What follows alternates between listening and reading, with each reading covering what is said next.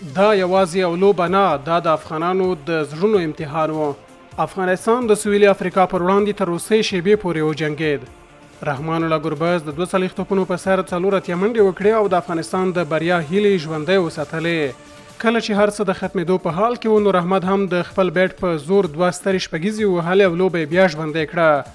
په وروستي توپ 2 منډې په کار وې چې یوه منډه ترسره شوه، خو د بلې منډې په ترسره کولو کې لوبغاړی ناکام پاتې شو او فضل حق فاروقي رن آوټ شو. لوبه مساوي شوه، سوپر اور هم مساوي پای ته ورسېده او بیا هم 2 اور ترسره شو. ګرباز بیا 3 پرلپسې شپږیزې وهلې. افغانستان بریا ته یوازې 4 منډې پاتې وې، خو وروستی توپ، وروستۍ شیبه او وروستۍ هیله هم له لاسه ووته. افغانستان که څه هم ماتې وخوړه، خو دا جګړه یې ونه بایلله.